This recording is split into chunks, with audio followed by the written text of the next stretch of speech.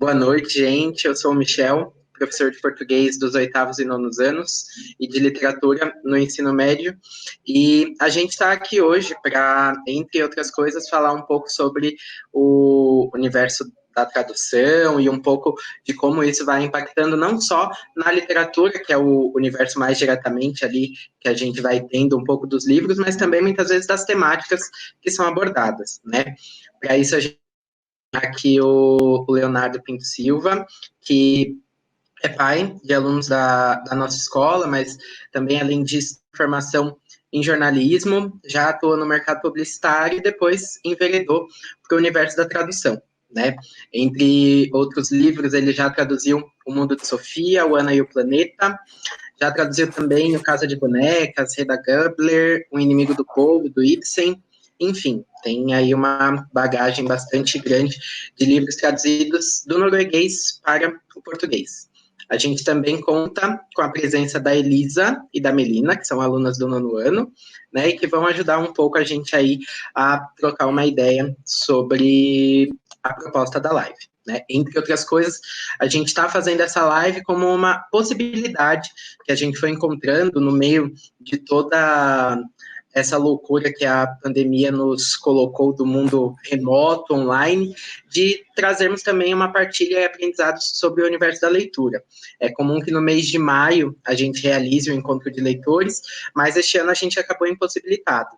Né? A gente já teve uma live com a Cristiane Rogério e hoje a gente também vai fazendo aí mais um encontro para pensar sobre esse universo da literatura, né? Quando a gente olha para vários pensadores ali e vai tentando entender como que a linguagem vai fazendo parte do nosso cotidiano, a gente vê, por exemplo, o pensamento do linguista dinamarquês Louis Hjelmslev, que propõe que a linguagem é um instrumento graças ao qual o homem modela os seus sentimentos, seu pensamento, suas emoções, seus esforços, sua vontade e seus atos. O instrumento graças ao qual ele influencia e é influenciado. A base última e mais profunda da sociedade humana. Mas é também o recurso último e indispensável do homem, seu refúgio nas horas solitárias, em que o espírito luta com a existência e quando o conflito se resolve no monólogo do poeta e na meditação do pensador. Então, diante disso, sejamos todos bem-vindos e bem-vindas ao Mundo de Sofia, dos Vikings e das Línguas, sobre o trabalho do tradutor do norueguês ao português. Bom, eu vou me apresentar. Eu sou a Elisa, eu sou estudante do nono A, da Cara da Viva Vida. Eu tenho 14 anos e hoje eu vou ajudar realizando algumas perguntas e fazendo parte da live. E eu sou a Melina, eu também sou do nono ano, só que do B, também tenho 14 anos. E eu também vou estar ajudando um pouco nessas coisas de fazer perguntas e tal, junto com a Elisa.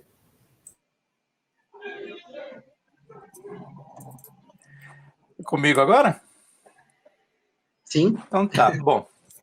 Então eu sou Leonardo, eu sou, primeiro de tudo, eu sou pai de dois alunos da escola e tenho muito orgulho de estar aqui, porque existe uma coincidência muito importante de valores e de temas da escola com o que a gente pensa aqui em casa. Então, eu sou um pai muito satisfeito com o trabalho que a escola vem realizando, né?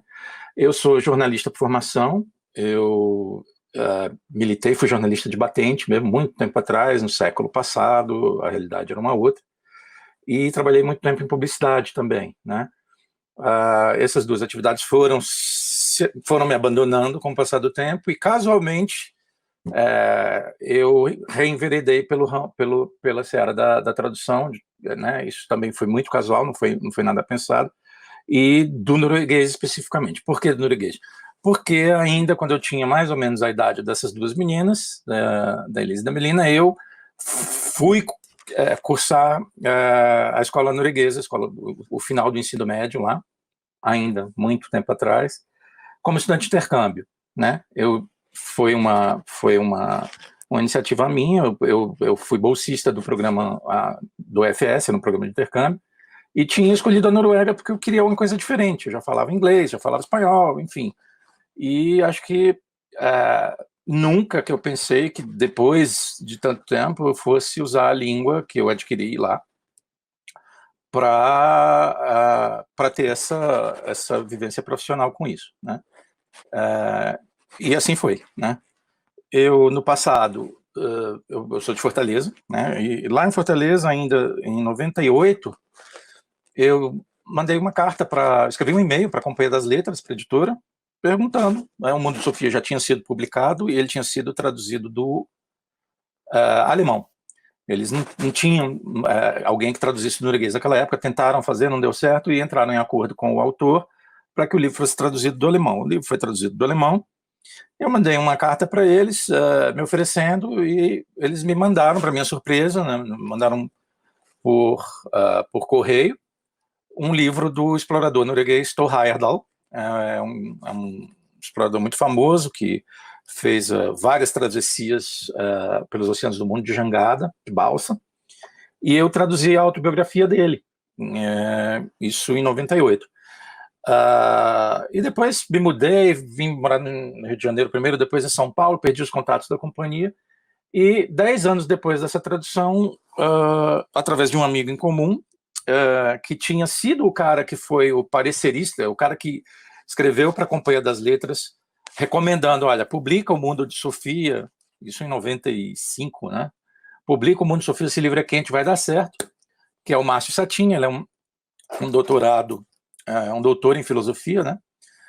E alguém da companhia estava procurou o Márcio, perguntando se ele não conhecia alguém que traduzisse do norueguês, porque eles estavam querendo reeditar O Mundo de Sofia numa nova tradução, dessa vez do original, mas tinham perdido o contato do Leonardo, que era um cara lá de Fortaleza, que tinha traduzido um livro para eles no passado. Então foi absolutamente tudo muito casual. Eu dei a sorte, o Márcio me conhecia, por acaso conheço, é esse cara aqui e tal. E aí retraduzi O Mundo de Sofia, do original, dessa vez, e assim foi, né? E aí eu me vi atraído para esse ofício, que eu gosto muito de fazer, né? Tenho me aperfeiçoado nisso, acho que faço bem, e ao longo desses últimos 10 anos é o que eu tenho feito isso mais que as outras coisas, né? Então, é isso, para começar. Não, muito legal. E também a gente vê até o impacto que o Mundo de Sofia trouxe para o mercado editorial aqui no Brasil, né? O maior best-seller aí da Companhia das Letras, e você acabou fazendo parte de todo esse processo, também alterou um pouco da sua vida profissional, né? Ele foi, importante falar isso, o Mundo de Sofia ele foi retraduzido porque ele é o maior best-seller, o livro que mais vendeu na história da Companhia das Letras, e isso tem razão de ser, é realmente um espetáculo de livro, né? Ele adquiriu aqui no Brasil uma aura de paradidático quase, né? Até adotado até em faculdades, não foi essa a intenção do autor, o autor fez um romance que conta a história da filosofia, um romance epistolar, lúdico, né? Bom de ler, entretém, e por acaso tem muito conhecimento ali, né? Tem muita coisa digna da gente tá debatendo, né? E é isso. Eu preparei aqui, Michel, uns poucos slides, só para a gente contextualizar. Eu queria falar um pouco da atividade da tradução, mas também contextualizar um pouco a Noruega como país e a relação que a Noruega tem com o Brasil. Eu acho que é uma coisa que vale a pena também a gente abordar aqui, porque é um país de quem a gente podia tirar algumas lições para usar aqui, né, domesticamente, né? Então, vou colocar aqui na tela, é coisa rápida, prometo não ser muito enfadonho, são só 10 slides, só para a gente ver o mapa, e aí contextualizar um pouco, falar um pouco da história da Noruega, um pouco do idioma, e aí a gente retoma aqui. Vamos fazer isso? Não, claro, eu acho super importante até para que a gente possa entender um pouco mais de onde parte esse lugar aí da Noruega, como ela foi fazendo parte aí da sua vida, e hoje também a gente pode compartilhar um pouco e vivenciar um pouco deste país que parece tão distante, não só geograficamente. Vamos lá. Eu vou compartilhar aqui, então. A gente já está vendo a tela já, né?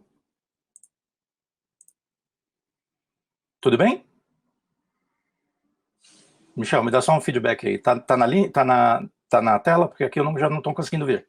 Tá na tela sim. Então vamos lá. A Noruega é esse paizinho aí que fica no norte da Europa, né? ela faz fronteira com a Finlândia, a Suécia, e lá bem do norte tem uma pontinha na Rússia, né? É o país mais setentrional da Europa, né? Aqui você tem a divisão, esses territórios coloridos aqui são o que a gente corresponderia aqui aos estados. Lá eles são condados, a Noruega é uma monarquia, né, uma monarquia constitucional, tem esses 19 condados aí, né, e a capital é Oslo, né, a bandeirinha está aí bonitinha e tal. A Noruega faz parte da Escandinávia, né, ela, junto com a Dinamarca e com a Suécia, ela compõe a Península Escandinava, que é esse território aí que está colorido em vermelho. Aqui no Brasil costuma-se, não só no Brasil, mas se costuma agregar a Escandinávia à Finlândia, mas na verdade tecnicamente não é. A Finlândia e a Islândia, que é aqui do lado esquerdo, e as Ilhas Faroe, que são um território dinamarquês, com língua própria, com bandeira própria, eles falam uma outra língua lá. Esses países compõem são os países nórdicos, né? Escandinávia, estrito senso, são só esses três, né? A gente, quando fala de Noruega, logo vem à cabeça os vikings, né? Eles lá na Escandinávia tiveram uma idade cronológica a mais que os outros países. Eles tiveram, depois da era do ferro, do bronze, eles tiveram uma idade viking, antes da Idade Média, né? Eles tiveram esse terreno, esse intermédio aí, né? Os vikings eram um povo conquistador, né? Um povo de guerreiros e tal, e é interessante a gente pegar o nome, porque Vik, no idioma nórdico, o nórdico antigo, que se falava lá todo naqueles territórios, quer dizer Bahia. Então, os vikings, na verdade, eram os habitantes da Bahia, né? Eles eram os baianos. Foram, talvez, o primeiro caso de baiano fazendo sucesso em turnê internacional. E o sucesso foi realmente bastante grande.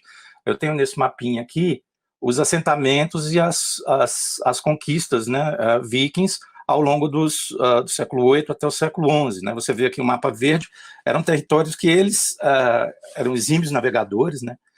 Eles conquistavam e adquiriam uma fama de bárbaros, porque eles saqueavam preferencialmente igrejas. Por que eles saqueavam igrejas? Porque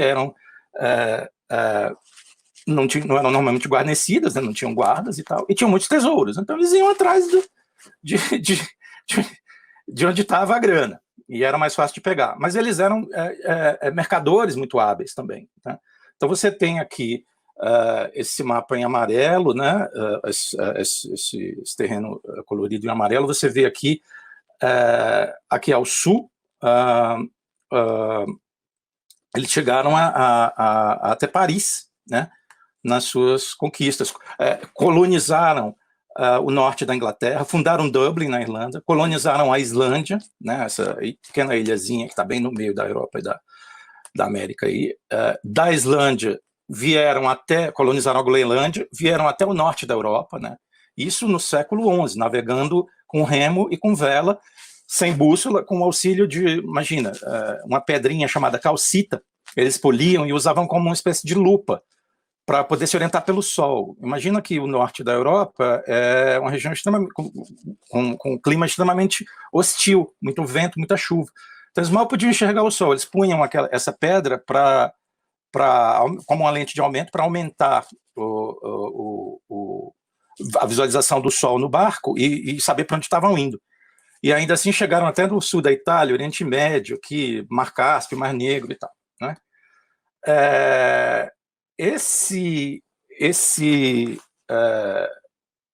Bom, as tribos vikings foram unidas, né, e o país estava crescendo, né, mas isso foi interrompido bruscamente pelo ano 1340 por causa desse cidadão aqui, cujo nome, como o nome propriamente diz de onde veio, o ratos norvégicos, o rato que veio na Noruega. Esse animal era o vetor daquela que foi a primeira pandemia da história da humanidade, da peste negra. A peste negra assolou a Noruega em particular e dizimou praticamente metade do país, matou todo mundo, inclusive a realeza.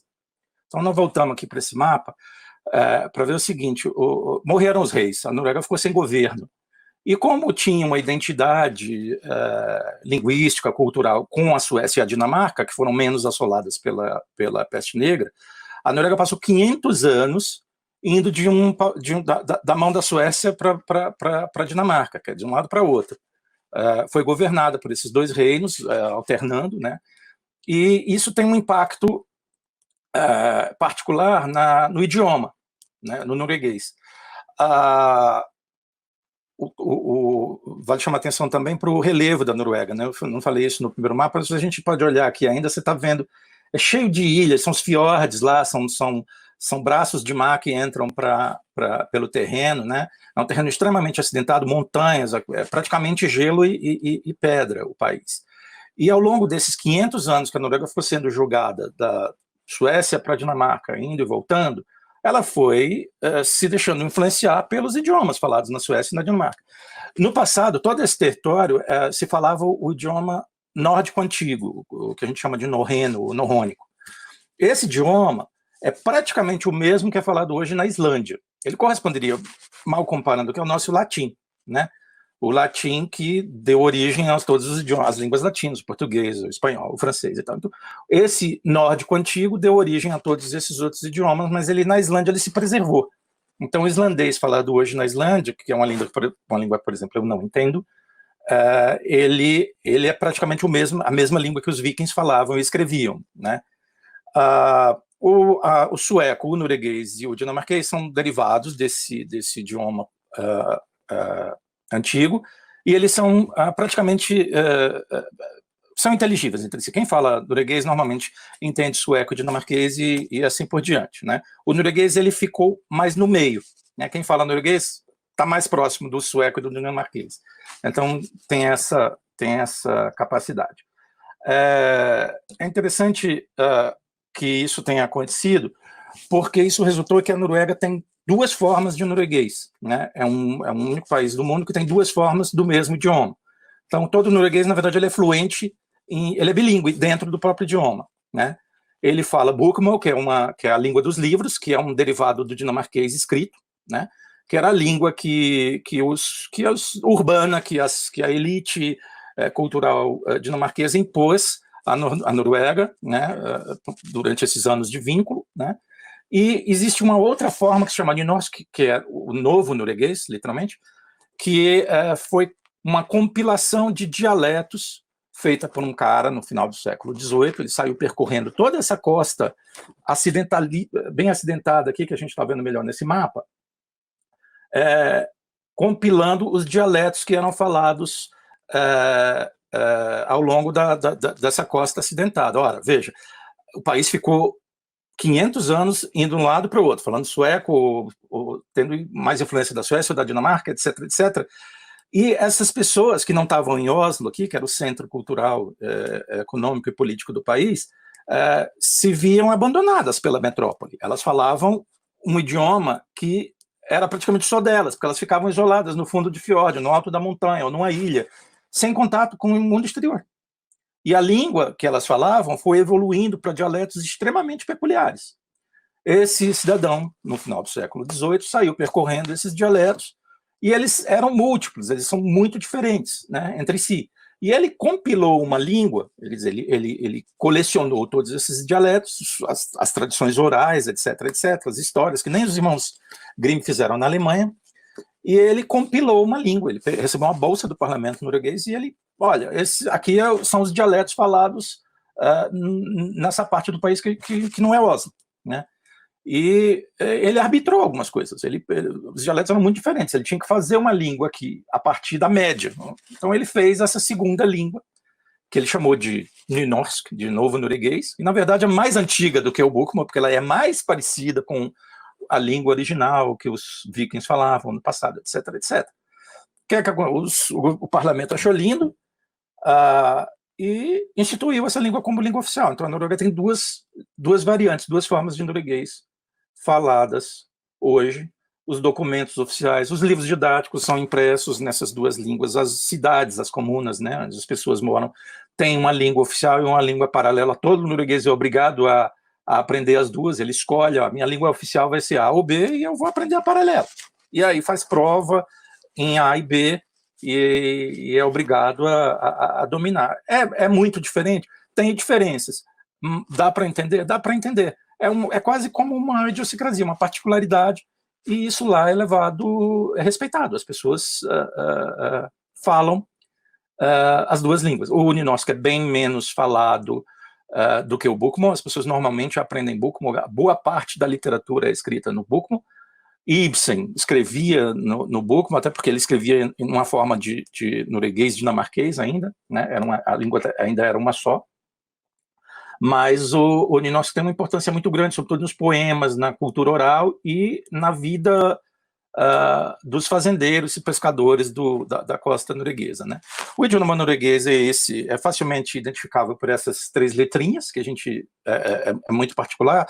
O dinamarquês e o norueguês compartilham essas letras. O sueco tem os mesmos sons, mas as letras são representadas diferentemente, né? O cortadinho, que tem som de E, que é o OE, o AE, que tem som de E, como o inglês bad, e esse A com a bolinha, que é uma contração de AA, né? E tem som de O, né? O norueguês é uma língua, para quem acha que você fala norueguês, bom, não é uma língua tão difícil, não. E a gente, morando lá, vivendo com uma família, tinha criança em casa, eu era mais novo, o cérebro da gente tá mais plástico, e a gente aprende, não é tão difícil. É bem mais fácil, por exemplo, que alemão. Prova por quê? É uma língua indo-europeia, quer dizer, ela tem vem da mesma família que o português, embora seja de um outro ramo, né? É uma língua germânica setentrional, portanto ela é parecida com o alemão e com o inglês. Esses sons que o inglês tem hoje do TH, né? O th e o the, eles vêm do nórdico antigo, que era falado na Europa. Eles não existem mais hoje no norueguês, eles continuam existindo no dinamarquês e eles influenciaram o inglês. Então, é uma língua sintética, ela não tem declinações, quer dizer, todos os verbos são conjugados numa pessoa só, né? E a estrutura é sujeito, verbo, objeto. Então, é muito natural para quem fala português aprender o norueguês. Não é tão difícil assim, não. As particularidades, ela tem 3 gêneros, né? Masculino, feminino e o neutro, dependendo do dialeto que você fala. Eu falei lá atrás que o país era permeado por dialetos, né? Então, dependendo do dialeto, tem dialeto que não tem o feminino, né? Mas, para simplificar aqui, vamos dizer que ela tem 3 gêneros, masculino, feminino e o neutro, assim como o alemão. E aí isso é um pouco particular, porque os gêneros não correspondem necessariamente aos gêneros das palavras em português. Então, lá, sol é feminino, né? Pode ser masculino, mas normalmente é feminino, e lua é masculino, né? Então, tem essa coisa, né? E essa particularidade aqui, que é o artigo posposto, né? Você tem um artigo definido, ele vai para o final da palavra e se aglutina com o substantivo. Então, um carro, você fala en bil. O carro, você fala bilen. Carros é biler. E os carros é bilener, né? Isso porque é masculino. Se for feminino, aí já tem aí o relógio, que pode ser também masculino. Mas digamos que se você falar no seu dialeto, e se você quiser que o seu relógio seja feminino, você vai falar assim, né? O artigo já vai para o final e ele já é o A, né? E o neutro, janela, vindu. E aí vai lá para o final. Parece fácil. Começa a complicar quando quando o substantivo é irregular. Por exemplo, livro. Book. E aí esse plural, ele declina, entre aspas, né? Ele já vira böcker e böckerna. É isso. As duas variantes, o Bokmål e o Nynorsk, eles são muito parecidos, as pessoas se entendem entre si, mas existem as diferenças. Por exemplo, em palavras corriqueiras, como o pronome pessoal eu, né? Em Bokmål você fala jeg, Em nynorsk, você fala egg. Ah, legal e tal. Mas aí, dependendo do seu dialeto, você vai falar ei, i, it, dependendo de onde você está. Então, essas mudanças elas acabam complicando um pouco o aprendizado da língua. Deixa eu tirar aqui, voltei para a tela. Eu fiz essa introdução para a gente contextualizar um pouco a situação histórica, geográfica e política da Noruega, e agora fico à disposição para a gente conversar aqui sobre para onde vocês querem que o rumo da prosa vá. Tá bom, eu vou começar. No começo, só... Pode falar, Michel. Desculpa, só, Elisa. No começo, só tinha esquecido também de avisar as pessoas que no chat também, se alguém tiver alguma dúvida, pode também colocar e a gente vai colocando aqui na pauta da conversa, tá bom? Tá bom. Eu vou começar... Agora eu passo para a Elisa e aí ela vai perguntar. Então, eu vou começar perguntando. A minha pergunta é sobre uma questão que você já começou a falar no começo da apresentação, mas a gente pode retomar um pouco, que é sobre como foi esse seu processo de aprendizagem e o seu primeiro contato com o norueguês e seus dialetos. Então, e aí é uma coisa que eu acho legal vocês que têm essa idade agora poderem fazer, né? O aprendizado de uma língua, bom, eu já tinha aprendido uma outra língua que não era a minha língua materna, né? Mas o aprendizado quando você está imerso numa situação de total desconhecimento da língua, e já numa idade um pouco mais avançada, eu já tinha 16 para 17 anos, você vai percebendo a língua tomando conta de você, se assenhorando da sua pessoa, de uma maneira muito orgânica. Quando é que você começa a perceber isso? Quando eu comecei a perceber quando eu sonhei. Pela primeira vez que eu sonhei em norueguês, e eu não sabia falar ainda a língua, eu sabia entender. Eu estava dentro de uma casa, tinha criança falando, e eu precisava ler historinha historinha infantil para eles. Então, quando você tem essa consciência desse aprendizado dessa maneira, é muito doido, porque você começa, a pessoa começa a falar, na aula, né? O professor começava a falar, você não entendia nada. Uma semana depois, você já começava a entender uma outra frase. 3 meses depois, você já entendia tudo, mas você não consegue falar ainda.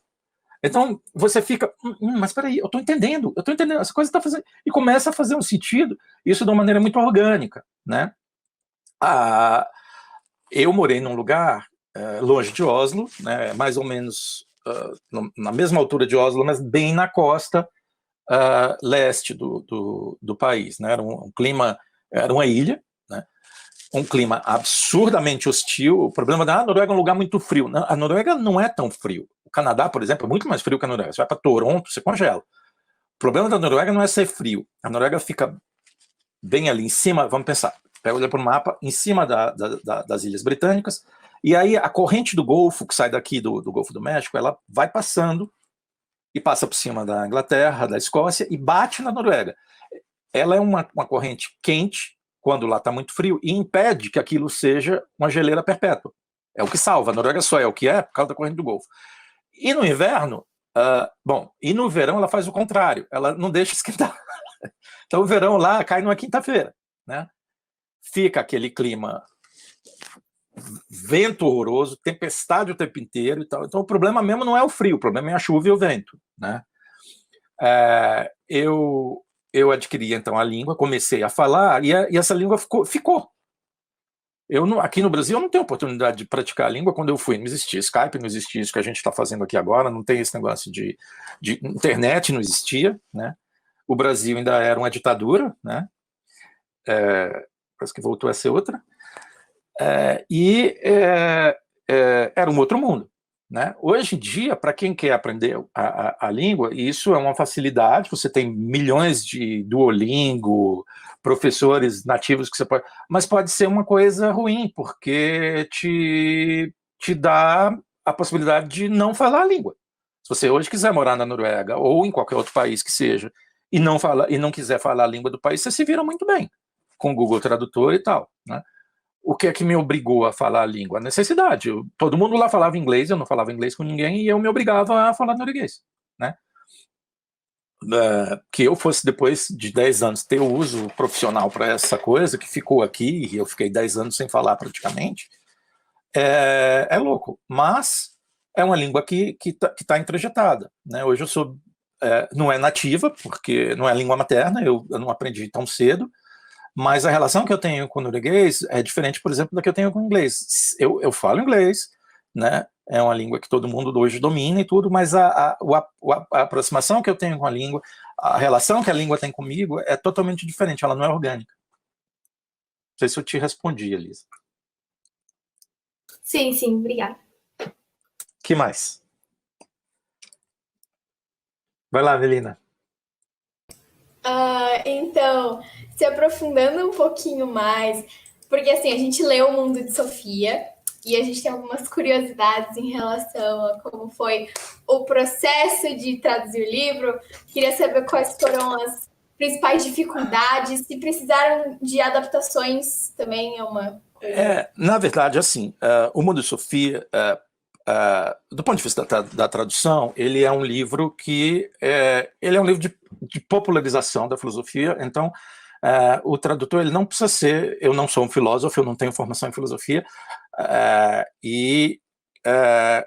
eu já tinha a Fortuna Crítica, todas as traduções que já tinham sido feitas de Mundo de Sofia, porque você consulta, tira dúvida, acesso ao autor, né? Diferentemente dos Ibsen que eu traduzi, que o homem já estava morto e eu não dava para falar com ele, a não ser numa mesa branca, para tirar uma dúvida, só mandando baixar o Caboclo Ibsen para ele tirar a dúvida. Com os autores hoje, não, são amigos no Facebook, a gente pode... Escuta, isso que você falou aqui, você está querendo dizer ironia mesmo ou você está falando sério? A autora falou, não, isso é uma ironia e tudo e tal, né? No Mundo de Sofia, já existiam então essas traduções, e eu tive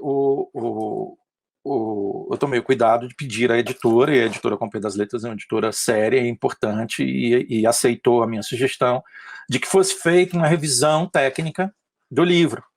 Como eu não sou tradutor, como eu não sou filósofo, nem tenho formação em filosofia, existia uma série de conceitos que o autor trata no livro que já estão traduzidos para o português, né? E já estão consagrados em português por essas traduções, né?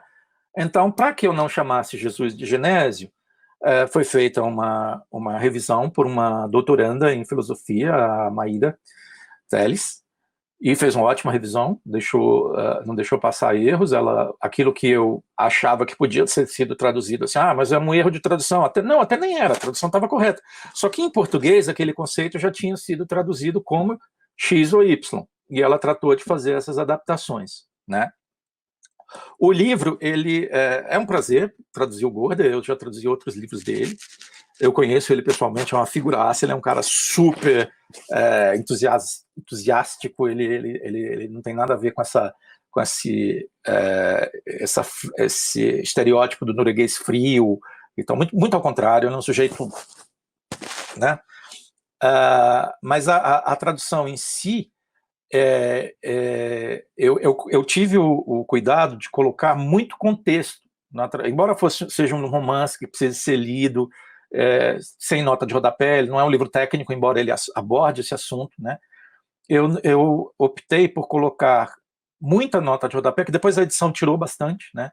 Mas algumas eu achei importante deixar contextualizado lá, porque elas tinham batido na tradução anterior, que tinha sido traduzida do alemão.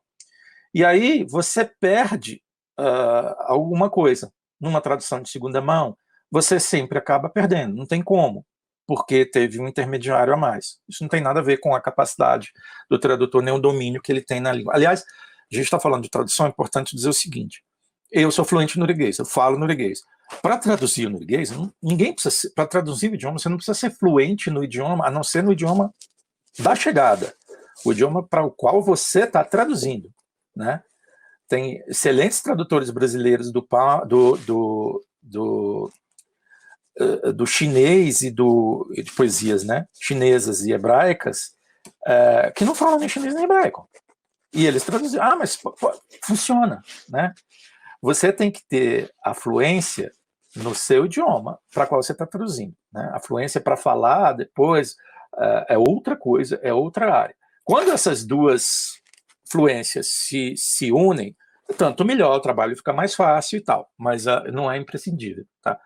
Então, na tradução do Monte Sofia, eu procurei deixar algumas coisas contextualizadas que passaram batido na primeira tradução. Me lembro de uma, quando o autor, o Albert, está se correspondendo com a Sofia, ele fala que se ela não quiser que ele mande carta mais, bem no começo do livro, que ela ponha um sapinho dentro da caixa de correio, mas que ela tome cuidado para que esse sapinho não seja verde, senão ele vai morrer de susto.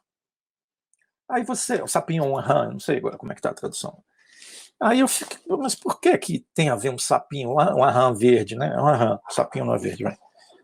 Porque as caixas de correio da Noruega são verdes. Então o que o autor está dizendo ali é o seguinte: se o tal do sapo, da rã for verde, ele vai abrir a caixa e não vai ver que tem um bicho ali dentro. Se ele saltar, ele vai morrer de susto. Isso na tradução do alemão, de alguma maneira, o tradutor do norueguês para o alemão optou por não fazer essa menção. Não sei por quê, né? Não interessa. E o tradutor do alemão para o português, aí é que ele não ia saber mesmo, né? Então, nessa hora, eu achei por bem colocar uma nota, né? Depois, mais no final do livro, quando já está aquela confusão toda lá dos personagens de história e quadrinhos entrando e tal, e tem uma festa, e as pessoas, na festa, elas pegam um bolo e ficam jogando o bolo numa haste, num pau enfiado no chão, e aquele bolo vai cair. Aí eu achei por bem colocar outra nota, para explicar que na Noruega tem um bolo muito comum, muito típico de festa, principalmente de casamento. É um bolo de amêndoa, ele é feito de rosquinhas. E ele portanto, é oco dentro. Não faz sentido, para o contexto brasileiro, você pegar um bolo e jogar ele numa hastezinha para enfiar aquele bolo dentro. Simplesmente não. Você precisa dizer que aquele bolo, ele na verdade um confeito de rosquinhas com açúcar de confeiteiro e tal, e que ele é oco. Senão não fica muito, não faz muito sentido, né? Agora, o sonho de todo tradutor era poder fazer esse tipo de paráfrase, como a gente chama, de explicação do texto, né? O paratexto que está ali do lado, mas isso interfere na fruição da leitura, principalmente num romance. Quando é um livro técnico, você ainda tem mais a possibilidade de fazer esses comentários acessórios ao texto. Num romance, isso prejudica. Ou é o tradutor querendo aparecer muito, da onde Dona Benta ensinar demais coisa, ou ele não está sendo capaz de dar conta da tradução do sentido no espaço daquelas linhas, né? Então, é isso. Tem umas perguntas que apareceram aqui sobre a rotina da tradutora, como é a rotina de trabalho. Eu vou emendar aqui, tá, Melina e Elisa, e aí vocês me interrompem depois. Bom, a rotina é basicamente de um monge copista. Dessa pandemia para cá, eu traduzi 5 livros. Porque né, a minha rotina, em função da pandemia, não mudou nada. Né? Mudou que eu tenho mais que ficar em casa, fazer a comida, os meninos estão mais em casa também, então eu tenho que dar atenção e resolver alguma outra coisa.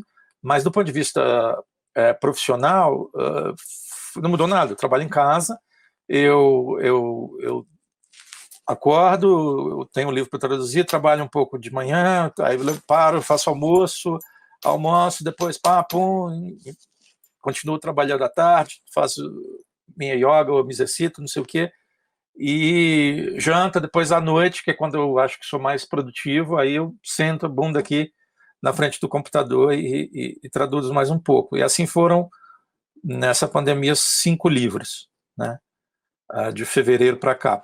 É um ritmo acelerado, mas como a gente também ganha pelo que produz, então é interessante que não demore muito na tradução do livro, senão o dinheiro costuma chegar. O mercado de livro brasileiro é um mercado muito incipiente.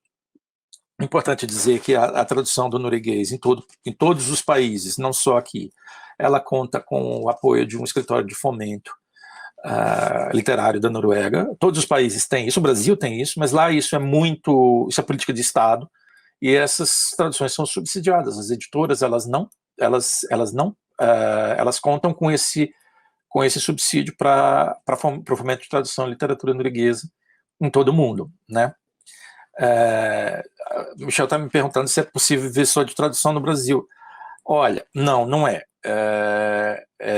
Os tradutores que hoje vivem só de tradução, eles têm uma afiliação universitária, são normalmente professores universitários do curso de letras, do curso de tradução, e de viver só de tradução, ainda que exista subsídio do país, não dá. A gente tem um mercado de livro muito incipiente, as livrarias, isso antes da pandemia, já tinham falido, quebrou a cadeia de varejo de livros inteira, né? Hoje você não consegue encontrar livro, lançamento, em livraria de rua, exceção feita aqui e ali, né? As grandes livrarias já estão quebrando, estão falimentares, e as editoras foram arrastadas junto, né? Então, a gente é um mercado de 220 milhões de pessoas que um livro de uma boa tiragem, esquece O Mundo de Sofia, que é um best-seller de todos os tempos, tirou mais de 1 milhão de cópias, por isso foi retraduzido, etc, etc. Mas um livro, quando tira 3 mil exemplares, a editora solta fogos. 3 mil exemplares, tem condomínio em São Paulo que tem mais gente que isso, né? Então, é muito pouco, né? E isso faz com que as receitas, portanto, sejam muito poucas, né? A Milena está me perguntando se fica mais fácil traduzir uma obra de um autor que você conheceu pessoalmente. Não necessariamente, fica mais fácil tirar dúvida, se você tem acesso ao autor, mas isso depende muito do gênero, né? Depende muito do nível de dificuldade que o autor escreve, se ele está sendo... Você imagina, por exemplo, alguém que traduz o Saramago, né?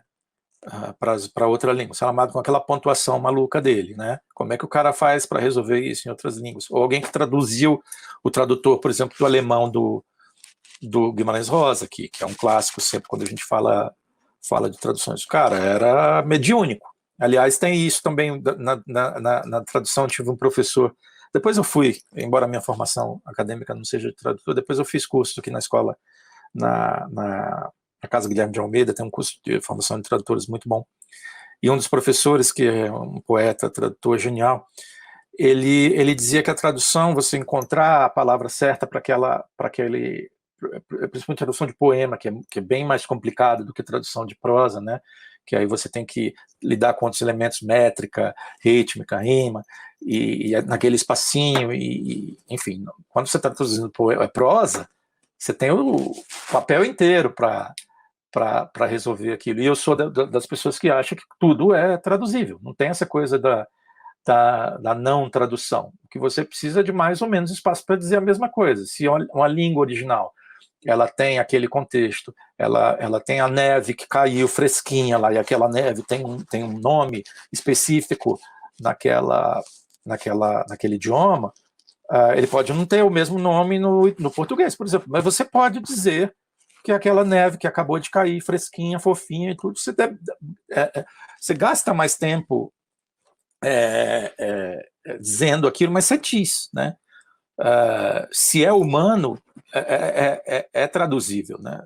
Não dá para traduzir baleiês. O que é que essa baleia disse? Aí não dá. Mas se são pessoas falando, tudo é traduzível, né? Vai lá, Elisa. Bom, eu tenho uma pergunta que bom, esse trabalho de tradutor é muito importante, né? Não é só uma tradução de palavras, mas também de ideias, e principalmente no Mundo de Sofia, que trata dessa questão mais filosófica, pode ser um pouco mais desafiador. E a minha pergunta é se o processo de tradução do livro O Mundo de Sofia te impactou de alguma forma, ou te gerou algumas reflexões, e o que você acha que esse livro pode ter impactado no contexto em que foi lançado? Bom, eu tinha lido O Mundo de Sofia antes de ter traduzido ele. Eu li o Mundo de Sofia com a idade de vocês, né? na escola, quando ele já estava no ensino médio, e li porque era uma coisa, foi uma espécie de Harry Potter da época, né? Mas o cara é um feito e tanto o cara pegar, ele é professor de filosofia, mas ele pegar um tema que é árido, né? As pessoas, filosofia é coisa chata, ficar pensando e ficar remoendo ideia e transformar isso numa coisa palatável, né? Num fenômeno bem Harry Potter, né? No seu tempo, o Mundo de Sofia teve. E quero chamar atenção para uma coisa também.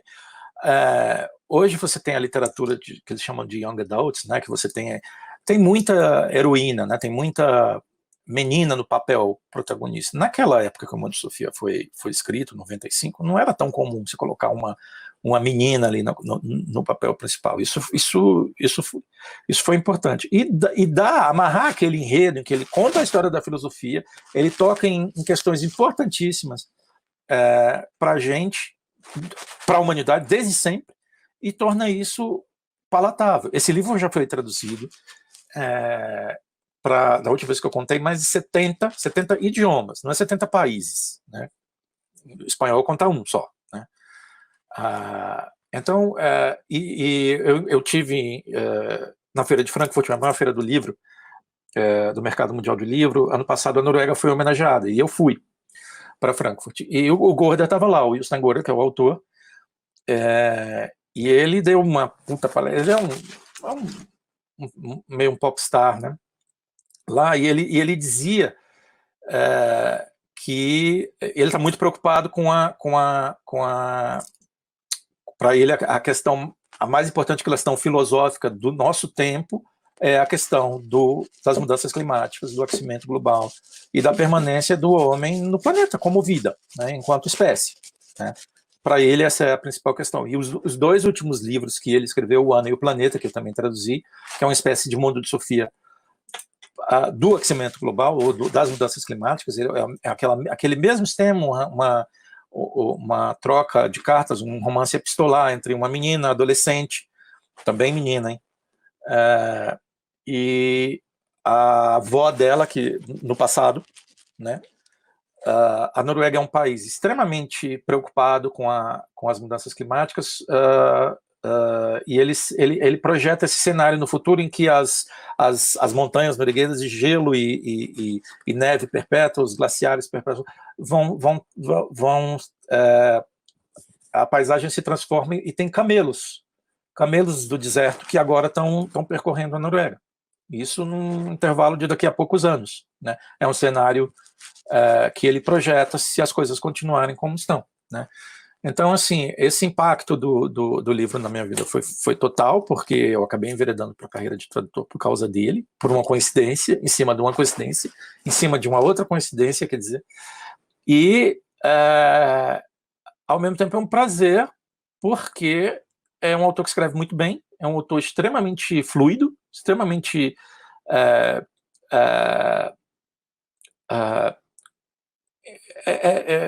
entretenedor. Posso falar essa palavra? É um livro que se lê como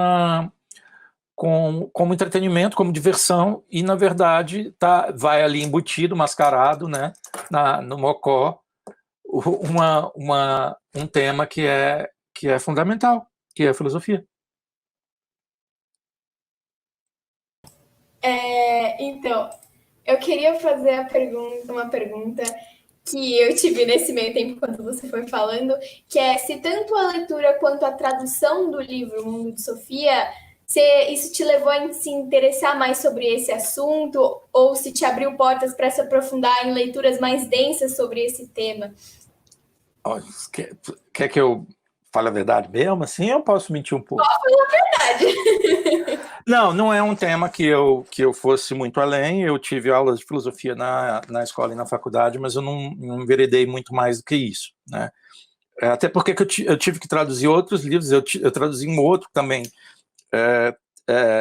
tangencia esse tema, que é um sobre sexo e religião. É um livro acadêmico, né? E na qualidade de tradutor a gente tem que ser curioso e abrir esse leque de de possibilidades. Eu não sou um cara específico, eu não tenho essa formação, eu não sou um especialista no assunto, né? O que é legal traduzir do Gorda é isso que eu falei. Os romances dele são muito líveis. A gente devora. Não parece que você está lendo um assunto chato. Filosofia, que chatice. Aquecimento global. Ele consegue embalar isso de um jeito que dá prazer na leitura. Eu espero que na tradução eu tenha conseguido transpor esse prazer que o original dá, né? Tem um outro livro dele que está para sair ainda, eu já traduzi, já tem um tempo. A Companhia das Letras deveria lançá-lo agora em julho, mas por causa da pandemia, eu não sei se foi adiado. Olha que coisa, é sobre a história de um cara que ele é etimologista. Ele estuda a origem das palavras. E foi um livro que deu bastante trabalho para traduzir, porque ele fica citando de cabeça os idiomas. Essa palavra tal, que vem do sei o quê, que veio do indo-europeu e tudo e tal. Isso, em alguns idiomas, funciona, né? Em português, nem sempre. Por exemplo, na hora que ele está falando dos dias da semana, né? Os dias da semana, nos idiomas germânicos, eles derivam do nome dos deuses germânicos, né? Em português é segunda-feira, é terça-feira. Como é que você resolve isso, né? E tem que resolver. E não é para botar nota de rodapé, tem que resolver no texto, porque aquilo é um romance, não é um livro técnico. Então você tem que encontrar uma saída, né?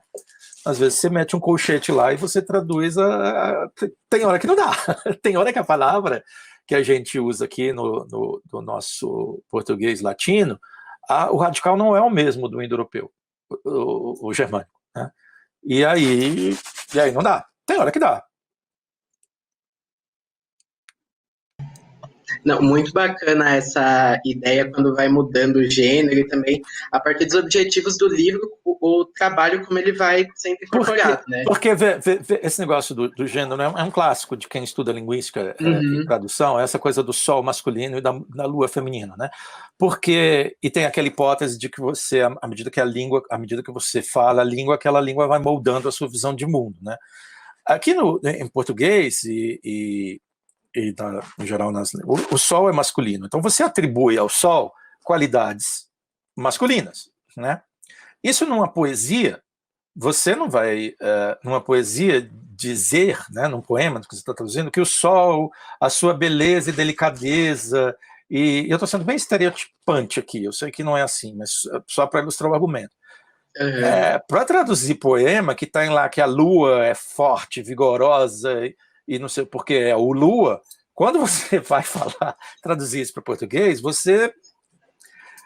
não, mas isso aqui é o sol, então eu vou botar sol, não é lua. Mas aí o poema está falando da escuridão da noite, como é que cabe o sol ali?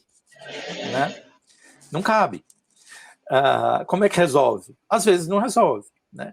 Esse meu professor, que é o Marcelo Tapias, ele dizia que os poemas eles são escritos, não os poemas, mas os textos, eles são escritos no idioma ideal. Esse idioma ideal, isso é bem platônico, essa ideia, já que a gente está falando de filosofia, mas vamos lá. Esse idioma ideal, ele está ali, numa nuvem. E que você, na hora da tradução, é isso que eu estou falando, é o Marcelo Tapias, é o poeta. Eu tive dois professores geniais lá na casa do Guilherme de Almeida, um chama Érico Nogueira e o outro chama Marcelo Tapias, ele é diretor da casa. E o Marcelo deu essa aula para a gente, e ele estava falando da tradução do Haroldo de Campos, de um poema do grego. E ele dizia que é isso, esse texto ele foi escrito em grego, mas ele foi escrito numa linguagem ideal, que não é grego, não é português, não é norueguês, não é nada, ela é uma linguagem universal que está ali. E você chega àquela linguagem de várias maneiras, a essa linguagem ideal. Mas a maneira que mais funciona, que você consegue acessar esse texto, não é racional. É quase como... Eu não sou... não acredito muito nessas coisas astrais, mas é isso mesmo. Quando você está traduzindo, as peças, principalmente quando você faz poema, porque aí você está com espaço limitado, você tem alguma outra limitação que não seja do espaço, mas de sentido, ou de semântico, ou de léxico, ou de rima, né? o acesso a esse texto ideal, se ele for racional, ele dá para traduzir, mas não fica bom. Ele fica bom quando você chega lá de outra maneira, que eu não sei como é.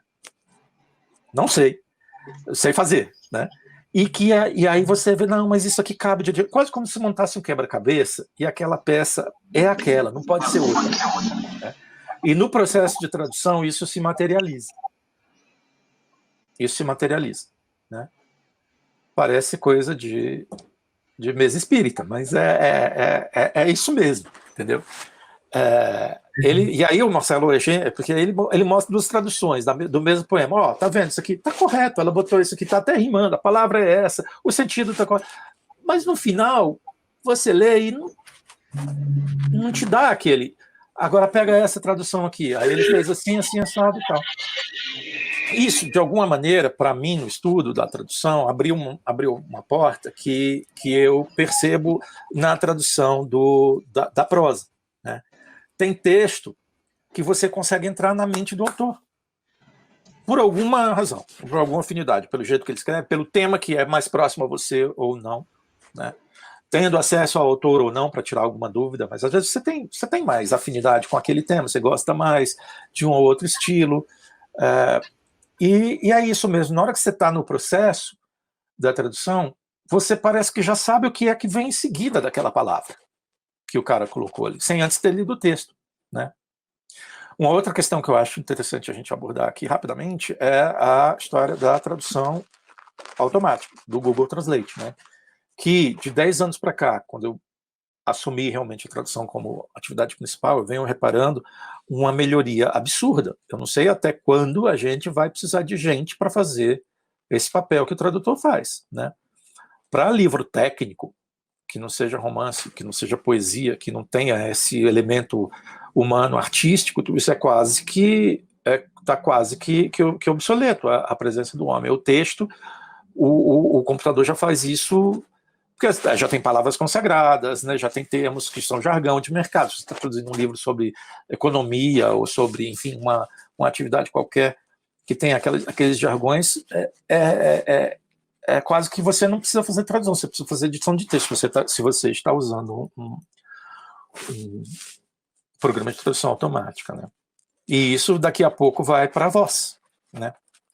Isso já tem, né? Você já fala, já tem, ainda é sujeito a uma série de fatores que acabam interferindo, o sotaque da pessoa, o reconhecimento de fala e tudo, mas é questão de muito pouco tempo que a gente tem aquele negócio que do livro do Mochileiro das Galáxias, aquele peixinho que ele botava na orelha e que era capaz de traduzir todo o idioma do mundo só de ouvir. A pessoa falava e o peixinho traduzia.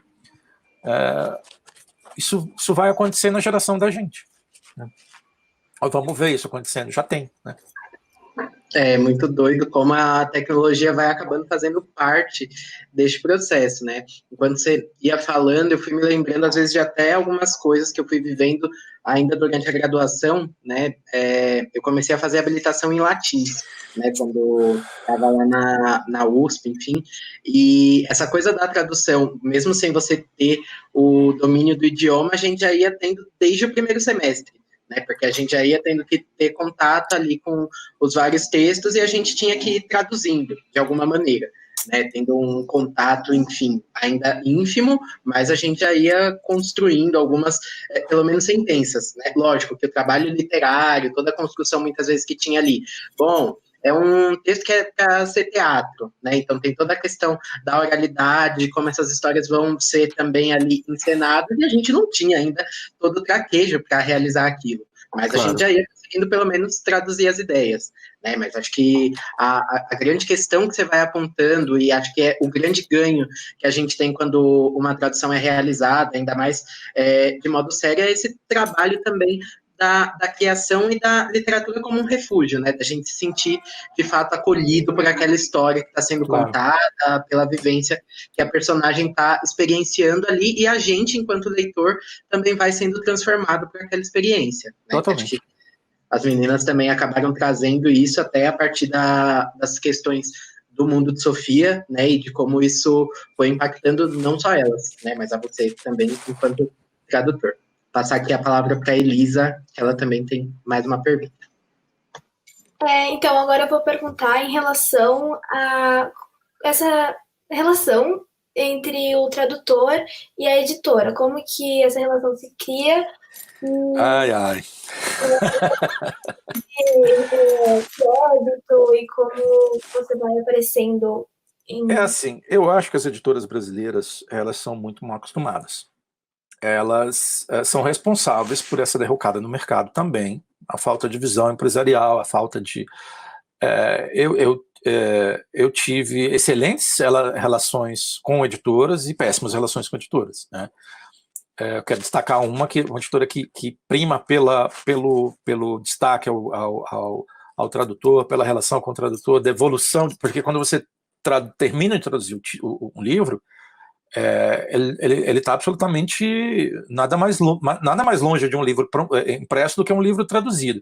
Ele passa por um processo de revisão e de múltiplas revisões, etc, etc. E são poucas as editoras que devolvem para o tradutor aquele texto revisado para pedir uma última olhada ou uma outra olhada. Isso aqui, assim, o revisor achou que era para cortar essa palavra. Por que ele cortou isso? Né? Ele está corrigindo o estilo. Ninguém corrige estilo, né? Ele está fazendo uma correção de estilo, está corrigindo a pessoa que é o tradutor que achou que devia ter colocado aquela palavra ali, né?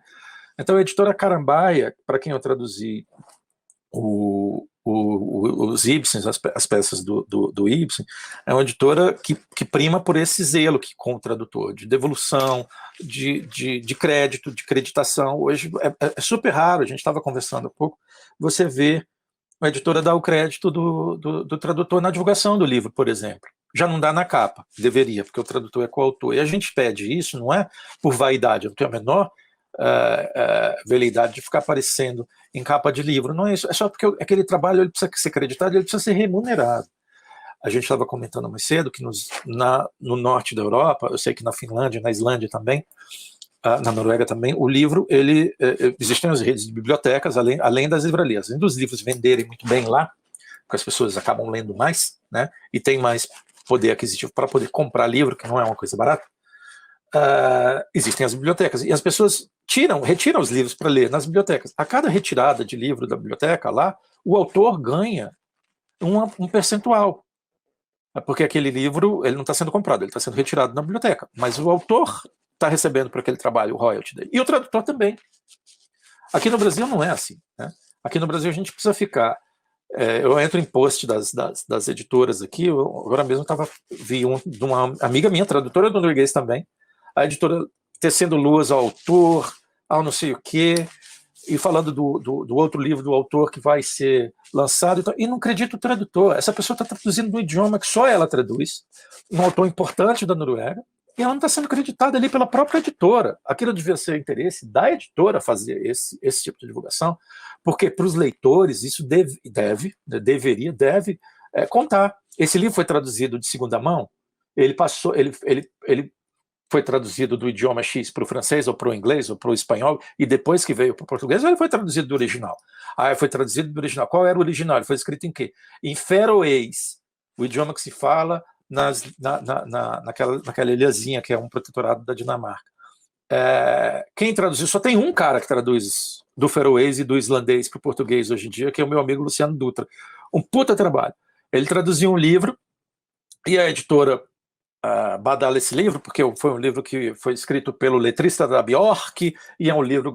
E não acredito o tradutor que traduziu do islandês, que é uma puta língua dificílima, tem 4 declinações, cheia de conjugação, a língua que os vikings falavam, e só esse cara está fazendo, e ele não tem o crédito da editora. Isso é muito chato. E é um tiro no pé, porque a editora está deixando de chamar a atenção para um ponto que é ponto de venda dela. Então eu acho, correndo o risco de fechar algumas portas aqui, muito pouco profissional de algumas editoras não darem esse crédito. É um bocado frustrante, né? A Claudinha Albuquerque está perguntando se eu traduzi um livro que não me agradou. Assim, não, todos os livros me agradaram. A gente aprende muito em toda a tradução, né? Porque a gente acaba sendo especialista em tudo no mundo e generalista, né? Em cada livro você acaba tirando uma lição. Eu tenho traduzido por coincidência, mas isso também é uma diretriz de mercado. Os livros brasileiros romance não está vendendo muito no Brasil. Então, eu tenho traduzido muito livro de não ficção. Eu traduzi um agora sobre insetos, eu traduzi outros agora durante a quarentena sobre países que eram ditaduras, e a gente aprende muito sobre a história do mundo, né, sobre o porquê dos conflitos ainda estarem hoje. Quando é que começou essa confusão?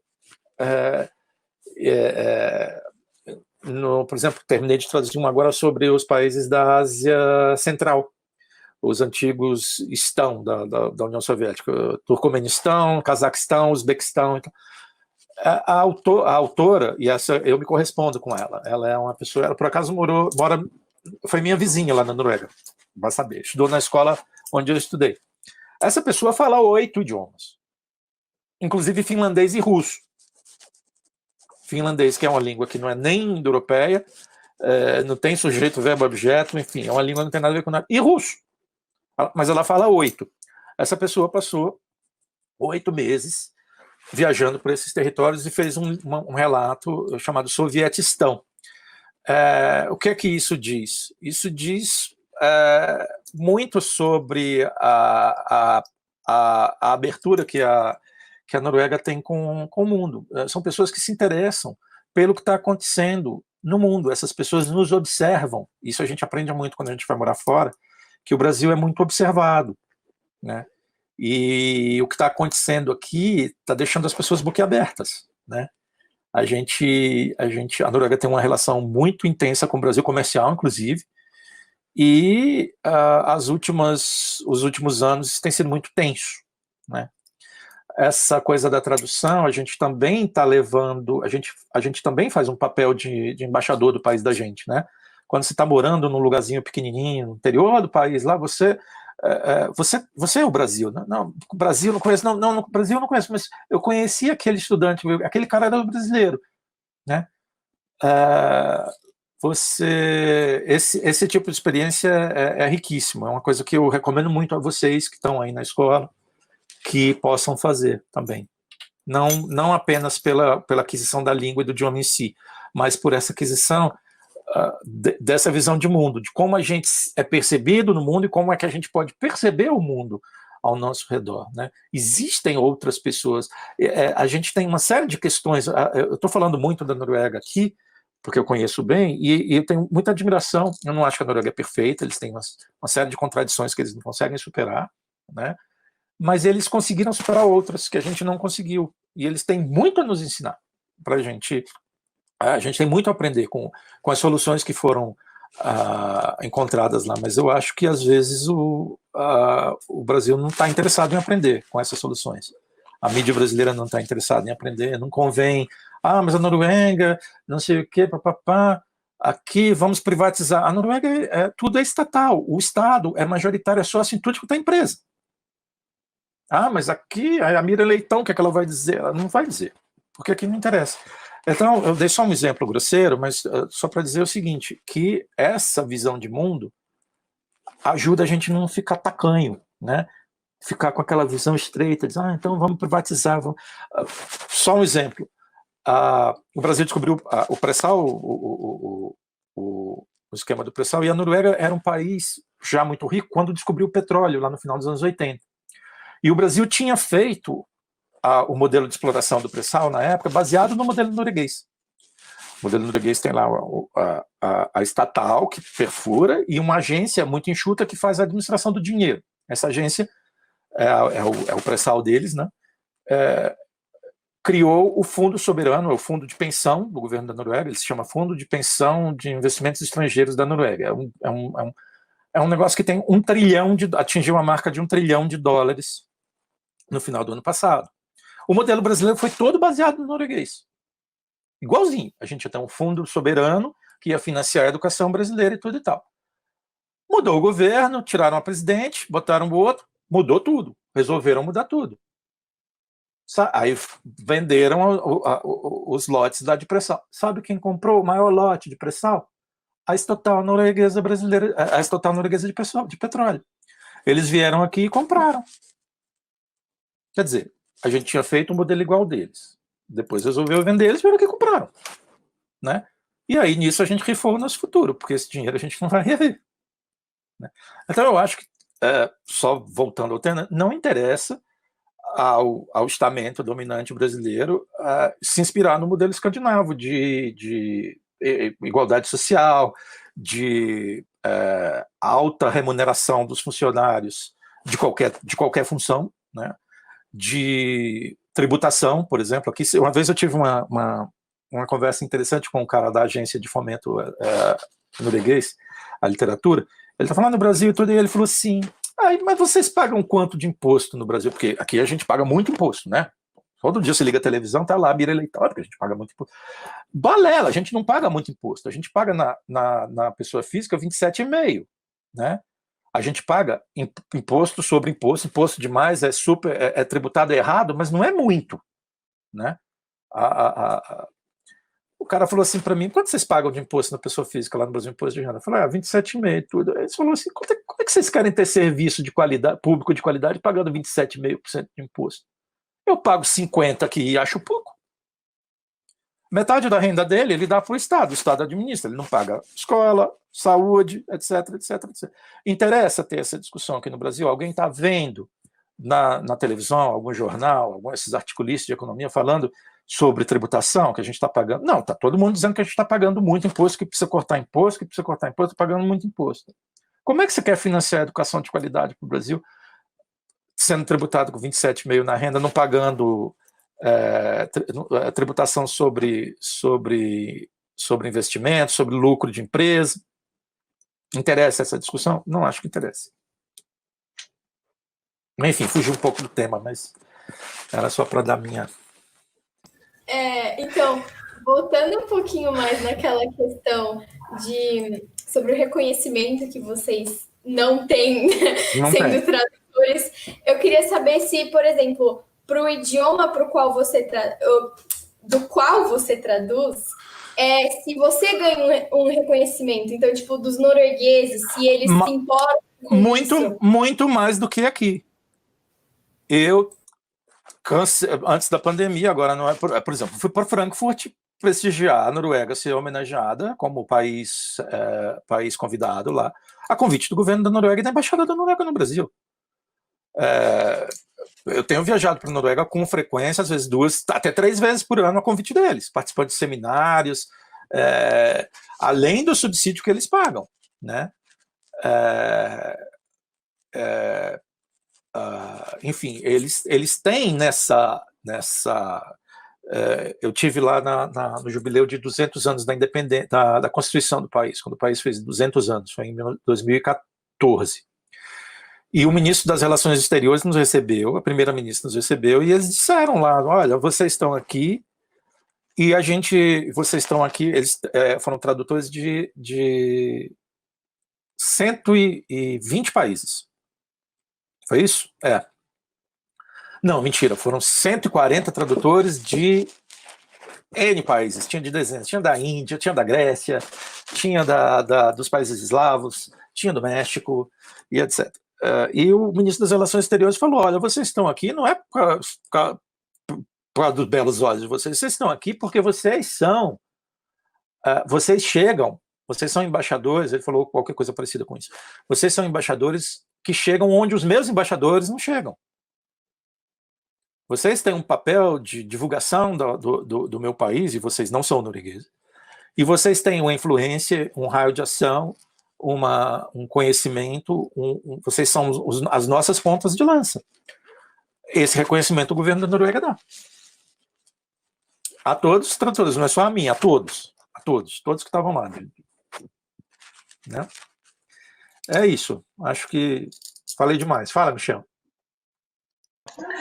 Não, acho que está sendo bastante profícuo, né, a discussão, a reflexão em si, né, a gente vai vendo o quanto não só a tradução traz, não só dos livros, mas muitas vezes das temáticas também, né, aqui nos comentários a gente foi observando uma participação bastante boa também das pessoas que estão assistindo, também ficando bastante envolvidas, né, com tudo que foi dito, né, elogiando bastante a live e tudo que foi apresentado. Eu acho que tem um comentário da Aliette, né, que ela colocou aqui, que acho que sintetiza um pouco toda a ideia que a gente foi colocando, né, quando você trouxe ali aquela citação sobre o sol e toda a amostra que se constrói ali, tanto dessa relação dos gêneros, né, do masculino, do feminino, e de como isso vai colocando, que o tradutor não pode ser só um tradutor, né, mas ele tem que ter um pouco de escritor na veia, né, no sentido dessa elaboração e dessa criação, né, porque a escrita literária, ela tem muito desse envolvimento, né, do quanto a gente também cria e do como a gente expressa também. Mas isso não só da literária, né, às vezes quando a gente faz a escrita técnica também a gente consegue envolver e construir as relações de modo até a partir de metáforas ou de antíteses, paradoxos, a gente vai construindo as relações até, parece mais abstrato, mas às vezes torna mais concreto o que a gente quer dizer, né? Sim. Então a gente não fica só também tão fechado e tão fixado nessas mesmas coisas, né? Eu acho que quanto mais a gente amplia essas relações e essas buscas por uma linguagem que seja não só acessível, mas a partir das figuras e de como elas vão se construindo, acho que tudo vai ficando mais efetivo no seu objetivo e também melhor apresentado, né? Claro. Não aguentei, eu ia ficar aqui escondidinha, mas eu tenho que dizer algumas coisas. Boa noite para quem não me conhece, eu sou Ana Cris, sou diretora da escola e estava aqui ajudando a organizar a conversa e preciso dizer que foi uma delícia escutar você, Leonardo. Legal. E uma delícia escutá-lo a partir da intervenção da Elisa e da Melina e do Michel. Né? De repente a gente consegue compor numa tela muitos atores diferentes da escola, né? O professor que tem feito milagres nesse tempo de pandemia, né? Representando todos os outros professores que estão assistindo a live e os que não estão, né? Você como pai e como alguém que trabalha numa área afim, né, a área da cultura, que para a gente é absolutamente primordial mesmo, que a gente, escola e cultura não andam separadas, não podem andar, né? E as alunas, né? Não tem orgulho maior do que ver as meninas discutindo filosofia e discutindo tradução, trazendo na voz delas a leitura de outros alunos, né, representando de alguma forma também o que a gente vai conseguindo construir dentro da escola em termos de reflexão e de pensamento, e de que em tempos tão esquisitos que a gente está vivendo, a gente ainda possa falar de belezuras, né, que é falar de texto, pensar na Noruega, ficar aqui, a gente estava no chat particular pensando, ai meu Deus, que delícia, né, pensar na possibilidade de irmos para a Noruega, né, a ideia da viagem, a ideia de a gente poder se transportar e de pensar que elas, né, em especial elas e eles que não estão aqui hoje na tela, mas que são os nossos alunos e alunas que possam conquistar o mundo inteiro do melhor jeito possível, que é levando a nossa cultura e fazendo bons proveitos desses contatos e de lidar com essas diferenças todas, como você fez quando era moleque igual a elas, e que vai nos contando sobre isso, né? Acho que foi de verdade muito gostoso de escutar, a gente teve um montão de gente participando, acho que Michel e elas podem levar isso para adiante na conversa com o restante da escola, né? E agradecer a presença de vocês. Bom, eu quero dar o meu testemunho de novo, eu que quero agradecer a oportunidade. A gente tinha pensado esse encontro inicialmente como um encontro presencial para falar sobre talvez um tema parecido com esse na sala, e acabou virando isso, Foi um prazer participar do planejamento, de ver como é que isso foi planejado. Essa conversa não saiu aqui do nada, a gente integrou, participou, que é como a escola vem fazendo isso é motivo de orgulho para mim. Eu quero agradecer muito a vocês duas pela pergunta, por terem vindo dar a cara para bater aqui no vídeo, Elisa e Melina, por terem feito porta-vozes de todas as perguntas que foram discutidas em sala ou remotamente agora. Antes, né, eu tenho acompanhado o interesse da escola por isso, e isso acaba me afetando, porque a escola já usa esses 2 livros, o Ana e o Planeta, e o Mundo de Sofia, como paradidáticos, então acaba me afetando pessoalmente. Eu fico muito envaidecido, porque tradutor normalmente não aparece, quando aparece, parece pelas razões erradas, porque algum erro foi descoberto e aí o cara apareceu, né? Mas eu acho legal esse tipo de visibilidade, isso possa ser visto, a gente possa olhar agora, quando vocês virem lá um livro sendo anunciado por um vlogger, um blogger, um youtuber desse aí que esteja propagandeando o livro, dá uma olhada, olha quem foi o tradutor, vê se ele foi traduzido do idioma original, se não foi, por que não foi, porque devia ter sido. Hoje, no Brasil, você tem já a possibilidade de traduzir livros a partir do original de qualquer idioma. Isso no passado recente não era verdade, mas hoje é, né? Não tem mais porquê a gente está recorrendo à tradução de segunda mão.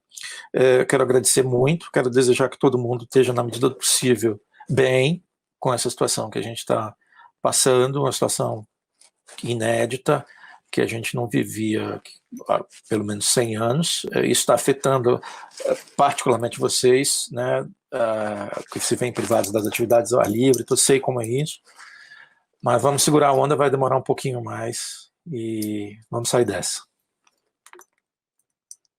É isso? Enfim, acho